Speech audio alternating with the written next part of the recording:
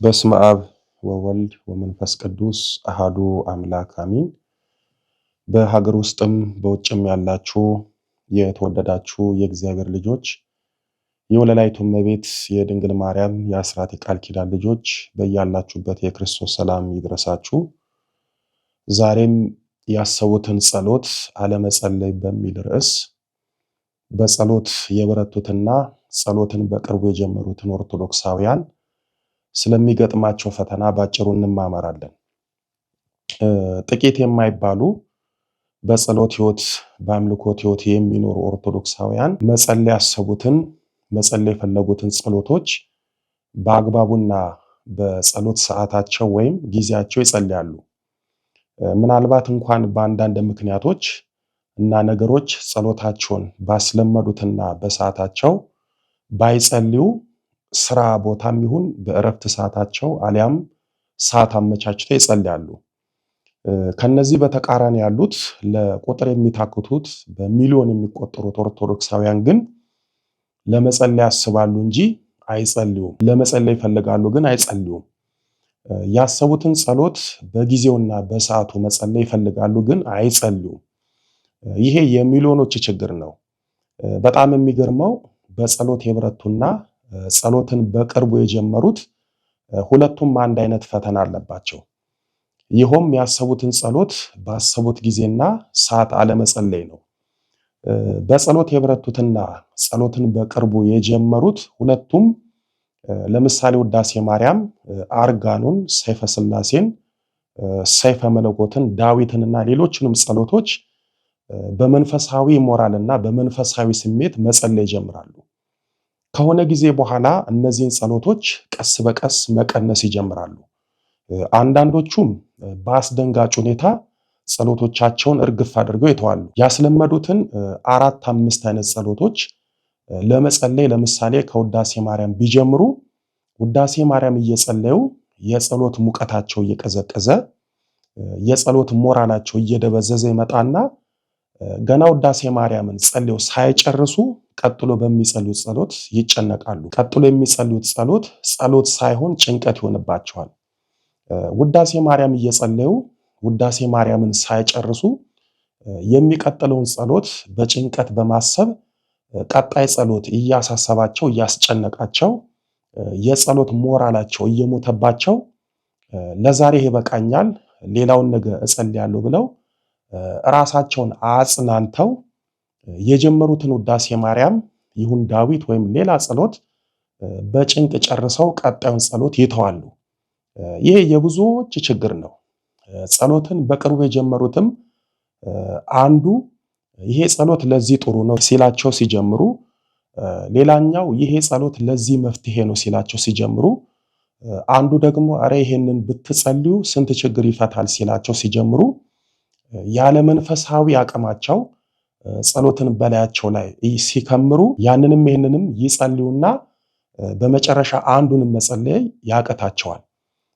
ከዛ ጸሎታቸውን በሙሉ ትተው ጸሎት አልባ ሕይወት መኖር ይጀምራሉ። ብዙዎች ያለ መንፈሳዊ አቅማቸው ያለ ጸሎት ጸጋቸው ሁሉንም ጸሎቶች መጸለይ ይጀምራሉ። በዚህም አንዱን ጸሎት እየጸለዩ ሳይጨርሱ ሳያደርሱ ቀጣይ ስለሚጸልዩት ጸሎት እያሳሰባቸው እያስጨነቃቸው የጀመሩትን ጸሎት በስርዓት በተመስጦ በፍቅር መጸለይ ያቀታቸዋል። ይህም የብዙ የጸሎት ጀማሪዎች ችግር ነው። በእነዚህ ምክንያቶች እና ችግሮች በጸሎት የበረቱትም ጸሎትን በቅርቡ የጀመሩትም ያሰቡትን መጸለይ በአግባቡ መጸለይ ያቀታቸዋል። በጸሎት ህይወት 5-6 አይነት ጸሎቶችን ያለ መንፈሳዊ አቅምና ያለ በቂ ጊዜ ከመጸለይ 2 ወይም 3 ጸሎቶችን በአግባቡና በፍቅር መጸለይ ይሻላል። ጸሎት የምትጸልዩበት ሰዓት ሲደርስ አይ የጸሎት ሰዓት የደረሰብኝ ሳይሆን የጸሎት ሰዓት የደረሰልኝ፣ የምስጋና ሰዓት የደረሰልኝ፣ የጸጋና የበረከት ሰዓት የደረሰልኝ ብላችሁ አንዱን ወይም 2ቱን ጸሎቶች በችኮላ ሳይሆን በእርጋታ በመራወጥ ሳይሆን በመመሰጥ መጸለይ አለባችሁ። በጸሎት ህይወታችሁ ብዙ ጸሎቶችን ወይም 6 እና ከዛም በላይ የሆኑትን ጸሎቶች የማትጸልዩ ከሆነ 2 እና 3 ጸሎቶችን ተረጋግታችሁ ተመስጣችሁ በፍቅር ሆናችሁ ትጸልያላችሁ። እዚህ ላይ ልብ ልትሉትና ልትጠነቀቁት የሚገባው በጸሎት እጅጉን የተጋችሁ ጸሎት ስራችሁ የሆነ ጸሎት ጸጋችሁ የሆነን እናንተን አይመለከትም።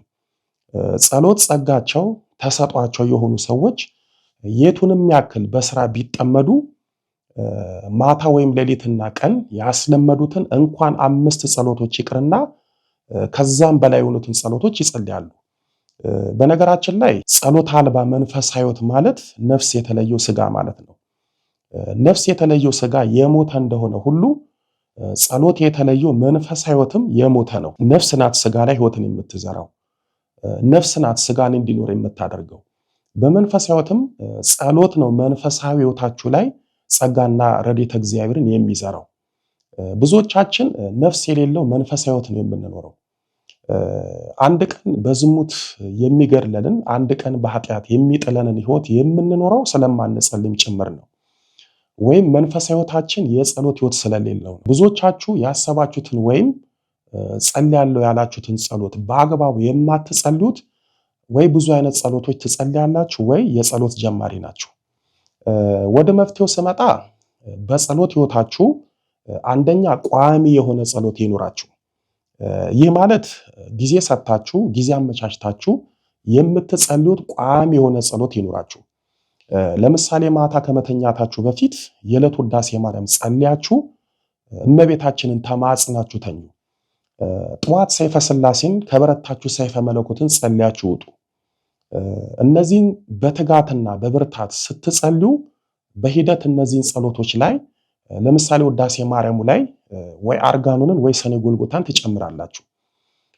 ሰይፈ ሥላሴው ላይ ወይ ዳዊትን ወይ ሰይፈ መለኮትን ትጨምራላችሁ። በዚህ ሂደትና በዚህ መንገድ የምትጸልዩ ከሆነ ሁል ጊዜ ያሰባችሁትን ወይም መጸለይ የፈለጋችሁትን ጸሎቶች በአግባቡና በሰዓቱ ባለመሰልቸት እንዲሁም ጸሎቴን ጨረስኩ አልጨረስኩ አለቀ አላለቀ ከማለት ተገላግላችሁ በፍቅር ሆናችሁ ትጸልያላችሁ። ጸሎት ልክ እንደ ሕፃን ልጅ እድገት አለው። መንፈሳዊ ሰው በመንፈሳዊ እውቀት ብቻ ሳይሆን በጸሎት ሕይወትም ያድጋል። በመንፈሳዊ ሕይወት በጸሎት የሚያድግ ሰው በጸጋም ነው የሚያድገው። ጸጋችንን የሚያሳድገው ጸሎት ነው። ጸጋ እግዚአብሔርና ረድኤተ እግዚአብሔር እንዲሰጠን የሚያደርገው ጸሎት ነው። ስለዚህ ጸሎትን በሞራል በስሜት ሳይሆን በእውነተኛ መንፈሳዊ ሕይወት ልንጸልይ ይገባል። ይህ ሲባል ያሰብነውንና ያሰብናቸውን ጸሎቶች እንጸልያለን። የጸሎታችንንም ፍሬ እንበላለን፣ የጸሎታችንንም በረከት እናገኛለን። ሁለተኛው ያሰብነውን ጸሎት ወይም በፊት የምንጸልየውን ያስለመድነውን ጸሎት እንዳንጸልይ የሚያደርጉን በውስጣችን ያሉት ያደፈጡት ክፉ መናፍስት ናቸው። በውስጥ ያሉት ክፉ መናፍስት አንዱ ውጊያቸውና ፈተናቸው ያሰብነውን ጸሎቶች ባስለመድነው ሰዓት እንዳንጸልይ በየምክንያቱ ማዘግየትና እንዳንጸልይ ማድረግ ነው። ብዙዎች ማታ መጸለይ ያስባሉ፣ ይፈልጋሉ፣ ግን ሳይጸልዩ ይተኛሉ። ብዙዎች ሌሊት መጸለይ፣ ጠዋት መጸለይ ይፈልጋሉ፣ ግን አንዱን ሲያነሱ አንዱን ሲጥሉ ቤት ውስጥ ጉድ ጉድ ሲሉ ወይ እንቅልፍ ጥሏቸው ረፍዶባቸው ሳይጸልዩ ወደ ጉዳያቸው አሊያም ወደ ስራቸው ይሄዳሉ። የጠዋትና የማታን ጸሎታቸውን ሰይጣን እያዘገየባቸው በቀን አንዴም የማይጸልዩ ሚሊዮን ኦርቶዶክሳውያን አሉ። ሰይጣን እንዳትጸልዩ ምን ያህል እንደሚዋጋችሁ በምትፈተኑበት ልንገራችሁ። ሌሊት ተነስቼ ጸሎት ጸልያለሁ ብላችሁ ማታ ትተኛላችሁ። ለዛውም አላርም ሞልታችሁ ትተኛላችሁ። ሰዓቱ ደርሶ አላርሙ ሲጮህ አንዳንዶቻችሁ አላርሙን በእንቅልፍ ልባችሁ እያጠፋችሁ፣ ሌሎቻችሁም በአላርሙ ነቅታችሁ ቆይ ትንሽ ልተኛ 5 ደቂቃ ልተኛ እያላችሁ አላርሙን አጥፍታችሁ ትተኛላችሁ። የባሰባቸው ደግሞ አላርሙን ሞልተው ሰዓቱ ሲደርስ አላርሙ ጆሮ ግንዳቸው ላይ እየጮኸ አላርሙን ሳይሰሙ ተኝቶ የሚነጋባቸው አሉ። የወለላይቱ እመቤት ልጆች በጸሎት ሕይወታችሁ ሰይጣን ከዚህ የበለጠ እንዴት ይፈትናችሁ? አላርማችሁን አስጠፍቶ አስተኝቶ ከማሳደር የበለጠ ምን ያደርጋችሁ? በተለይ በዚህ በዲጂታሉ ዓለም ሰይጣን ጸሎታቸውን ከነጠቃቸው ሰዎች ይልቅ ማህበራዊ ሚዲያው ጸሎታቸውን የነጠቃቸውና ጸሎታቸውን ያስተዋቸው እጅግ በጣም ብዙ ናቸው። ቅዱስ ጳውሎስ በአንደኛ ተሰሎንቄ በምዕራፍ 2 ቁጥር 18 ላይ ወደ እናንተ ልንመጣ ወደን ነበርና እኔ ጳውሎስም አንድና ሁለት ጊዜ ሰይጣን ግን አዘገየኝ በማለት ሰይጣን ቅዱስ ጳውሎስን አንድ ብቻ ሳይሆን ከአንድም ሁለት እንዴት እንዳዘገየው ተናግሯል።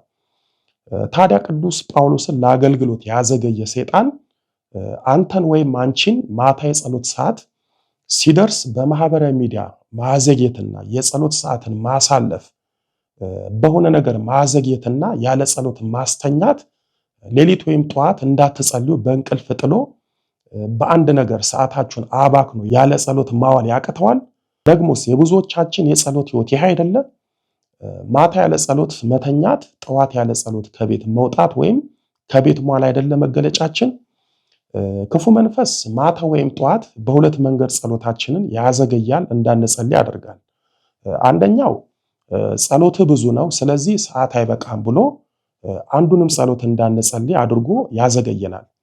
ሁለተኛው ትንሽ ቆይተህ ትጸልያለህ፣ ቆይ ይህንን ጨርስና ትጸልያለህ፣ ይህንን አይተህ ስትጨርስ ትጸልያለህ በማለት የጸሎት ሰዓታችንን በማይረባ ነገርና በምንሰራውና በምናየው ነገር እያሳለፈ ጸሎታችንን ያዘገያል፣ እንዳንጸልይ ያደርጋል። የዚህ ችግር ትልቁ መንስኤ ጸሎታችንን ባስለመድነውና ባቀድነው ሰዓት አለመጸለያችን ነው። ጸሎታችሁን እንዴትም ይሁን ማታ በሰዓታችሁ ከጀመራችሁ ከጸለያችሁ እንደምንም ብላችሁ ጠዋት ከጸለያችሁ ጊዜው የእናንተ ይሆናል። ጊዜው የእናንተ ይሆናል ማለት ምን መሰላችሁ? ጸሎታችሁን ጠዋትም ይሁን ማታ በሰዓታችሁ ከጸለያችሁ እናንተን በጸሎት ለማዘግየት የመጣውን ሰይጣን እንዳይፈትናችሁ፣ ነገራችሁን እንዳያበላሽባችሁ እናንተ እርሱን በጸሎታችሁ ታዘገዩታላችሁ። በጸሎታችሁ ከሕይወታችሁ ታርቁታላችሁ። ስለዚህ ጸሎታችሁን ሊያዘገይ የመጣውን ሰይጣን በጸሎት ዞር አድርጉት። ያኔ መጸለይ ያሰባችሁትን ጸሎቶች በሙሉ ትጸልያላችሁ። ሶስተኛው የጸሎት መንፈሳዊ ልምድ አለመኖር ያሰብነውን ጸሎት እንዳንጸልይ ያደርገናል። ጸሎት ልምድ ይጠይቃል። ጸሎት እግዚአብሔርን አጋዥ አድርጋችሁ በልምድና በልምምድ የምታከናውኑት ነው። ለምሳሌ አጭር የሆነችውን ውዳሴ ማርያምን የመጸለይ መንፈሳዊ ልምድ የሌለው ሰው ረጅሙን አርጋኑን መጸለይ አይችልም። በመጀመሪያ ውዳሴ ማርያምን በደንብ የጸለየ አጣጣመ ሰው በሂደት አርጋኑን መጸለይ አይከብደው። ውዳሴ ማርያም እየጸለየ ውዳሴ ማርያም ጸሎት ሳይዋሃደው በቀጥታ አርጋኑን ቢጸልይ በማግስቱ አይደለም አርጋኑንን ውዳሴ ማርያምን ይተዋል። ስለዚህ ጸሎት መንፈሳዊ ልምድንና ልምምድን ይጠይቃል። ይህንን ስላችሁ ጸሎትን በራሳችሁ ሞራል አይደለም የምትለምዱትና የምትለማመዱት። እናንተ ውዳሴ ማርያምን ስትጸልዩ እመቤታችን ውዳሴ ማርያሟን ታለማመዳችኋለች። አርጋኑን ስትጸልዩ ታበረታችኋለች። የእናንተ ጥረት ላይ የእሷ በረከት ሲጨመርበት ጸሎትን ትለምዳላችሁ። ይህ የሚሆነው በአንዴ ሳይሆን በጊዜና በሂደት ነው። መቼም አንድ ሰው 41 ሰግዶ የማያው ከሆነ በአንድ 100 ልስገድ ቢል ወላልቆ ነው ቁጭ የሚለው። 100 ሰግዶ የማያቅ ሰው 500 ቢሰግድ ሌላ ችግር ውስጥ ነው የሚገባው። ጸሎትም ስግደትም የእግዚአብሔር አጋዥነት እንዳለ ሆኖ የራስ መንፈሳዊ ልምድና ልምምድን ይጠይቃል። ይህ ከሆነ ሁል ጊዜ በአምልኮት ሕይወታችሁ የምትፈልጉትን ያሰባችሁትን ጸሎቶች ትጸልያላችሁ። ያሰቡትን ጸሎቶች አለመጸለይ፣ የጀመሩትን ጸሎቶች መተው፣ በጸሎት የበረቱትም ጸሎትን በቅርቡ የጀመሩትም ፈተናቸው ስለሆነ ያሰባችሁትን ያቀዳችሁትን በተለይ አቅማችሁን አገናዝባችሁ ጸልዩ። 10 አይነት ጸሎቶችን ያለ መንፈሳዊ አቅም ከመጸለይ ያሰቡትን አንድም ይሁን 2 3 ጸሎቶችን መጸለይ ይሻላል። እግዚአብሔር ጥድፊያ የበዛበትን ያለ ልባችን የሆነውን ብዙ ጸሎታችንን ሳይሆን ከልብ የሆነውን በፍቅር የሆነውን አንዱንና ሁለቱን ጸሎታችንን ይወዳል፣ ይቀበላል። ስለዚህ ብክንክን የሚያደርጋችሁን ጥድፍድፍ የሚያደርጋችሁን ጀምራችሁ የምትተውትን ጸሎት ሳይሆን በቋሚነት የምትጸልዩትን ተረጋግታችሁ ተመስጣችሁ በፍቅርና በጉጉት የምትጸልዩትን ጸሎት ጸልዩ። ሰዎች የነገሯችሁን ይሄ ለዚህ ነው ያ ለዚያ ነው ያሏችሁን ጸሎቶች ከምትጸልዩ እናንተ ያሰባችሁትን የወደዳችሁትን አባቶቻችንና መምህራን የነገሯችሁን ጸሎቶች አንድ ሁለት ሶስት ጸሎቶችን በቋሚነት በዘላቂነት በትጋት ጸልዩ። እንዲህ አይነት ጸሎት ነው የጸሎት ህይወታችሁን የሚያሳድገው። እንዲህ አይነት ጸሎት ነው መንፈሳዊ ህይወታችሁን የሚያሳድገው። እንዲህ አይነት ጸሎት ነው ከእግዚአብሔር የሚያገናኛችሁ። እንዲህ አይነት ጸሎት ነው የእመቤታችንን ጸጋ በረከትና የቅዱሳንን ረድኤት የሚያሳድርባችሁ። እንዲህ አይነት ጸሎት ነው ክፉ መናፍስትን የሚያርቅላችሁ። እንዲህ አይነት ጸሎት ነው ጸጋ በረከት የሚያሰጣችሁ። ስለዚህ ያሰባችሁትን ጸሎት በቋሚነት ተረጋግታችሁ ጸልዩ። ወደ ማጠቃለያው ስመጣ ጌታችን በዚህ በማቴዎስ ወንጌል በምዕራፍ 7 ከቁጥር 24 እስከ 26 ላይ ቤቱን በአለት ላይ ስለሰራና ቤቱን በአሸዋ ላይ ስለሰራ ሰው አስተምሯል። ቤቱን በአለት ላይ የሰራው ሰው የሰራውን ቤቱን ዝናብ፣ ጎርፍና ነፋስ መጥቶ ሊያፈርስበት ሲል ቤቱን በአለት ላይ ስለሰራ ቤቱ በዝናብና በጎርፍና በነፋስ አልፈረሰም። ቤቱን ደግሞ በአሸዋ ላይ የሰራው ሰው ዝናብ፣ ጎርፍና ነፋስ መጥቶ ሲመታው ቤቱ ፈረሰ ይለናል። እንደውም ቤቱን በአሸዋ ላይ የሰራው ሰው ቤቱ ሲፈርስ ታላቅ አወዳደቅ እንደወደቀ ይነግረናል። ይህንን የጌታችንን ትምህርት ወደ ጸሎት ህይወታችን ስናመጣው የጸሎት ህይወታቸውን በሁለትና በሶስት ጸሎቶች ላይ እንዳለ ታጠንክራችሁ ከሰራችሁ በዝናብና በጎርፍ በነፋስ የተመሰለው ሰይጣንና ፈተና መከራ ቢመጣባችሁ የጸሎት አለታችሁ የጸሎት ህይወታችሁ አይፈርስም። በጸሎት ህይወት የጸሎት ልምድና ትጋት ሳይኖራችሁ በስሜትና በሞራል ብዙ ጸሎቶችን በአንድ ብትጸልዩ የጸሎት ህይወታችሁን የሰራችሁት በአሸዋ ላይ ነውና ሰይጣን የመከራ የፈተና ዝናቡን፣ ጎርፉን፣ ነፋሱን ሲያመጣባችሁ የጸሎት ህይወታችሁ ይፈርሳል፣ አወዳደቃችሁም የከፋ ይሆናል። ስለዚህ የጸሎት ህይወታችሁን በሁለትና በሶስት የጸሎት አለት ላይ መስርቱ፣ ስሩ። ያን ያሰባችሁትን ጸሎቶች መጸለይ ትችላላችሁ። የፈለጋችሁትን ጸሎቶች በአግባቡና በጸሎት ሰዓታችሁ ትጸልያላችሁ። የቅዱሳን አምላክ ኃያሉ መድኃኔዓለም ያሰብነውን ጸሎቶች እንድንጸልይና ጸጋ በረከቱን እንድናገኝ በቸርነቱ ይርዳን። ወስብሐት ለእግዚአብሔር ወለወላዲቱ ድንግል ወለመስቀሉ ክቡር። ይቆየን።